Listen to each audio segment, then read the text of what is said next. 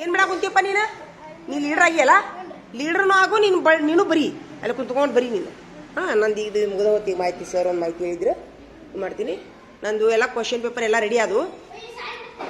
ಹಾಂ, ಇಲ್ಲ ನಾನು ಎಲ್ಲ ಕ್ವಶನ್ ಪೇಪರ್ ರೆಡಿ ಅದು,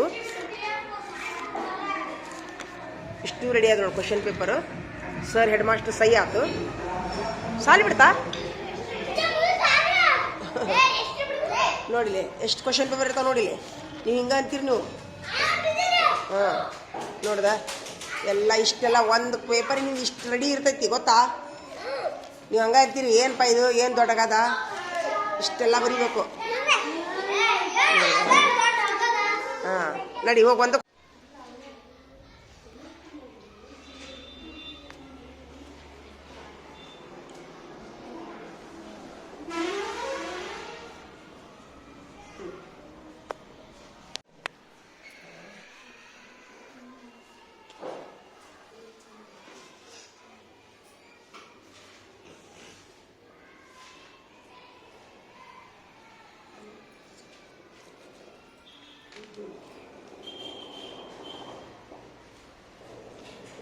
ಇಲ್ಲಿ ನೋಡಿಲಿ, ಇವ ಅಕ್ಷರ ನೋಡಿಲಿ ಹೆಂಗೆ ಬದ ನೋಡಿ.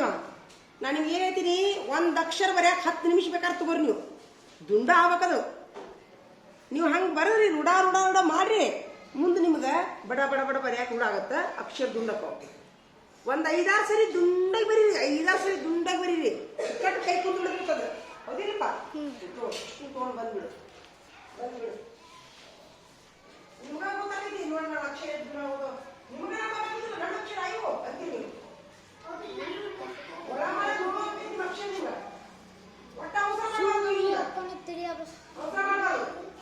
ಎಲ್ಲಿ ಕೊಂಡ್ ಐತಿ, ಎಲ್ಲಿ ಪಿಕ್ ಐತಿ, ಎಲ್ಲಿ ಹಿಂದು ಐತಿ, ಎಲ್ಲಿ ದೀರ್ಘ ಇರ್ತೈತಿ, ಎಲ್ಲಿ ಬಾಲ್ ಐತಿ, ಪ್ರತಿಯೊಂದು ನೋಡ್ಬೇಕು. ಒಂದು ಬಿಡೋದು.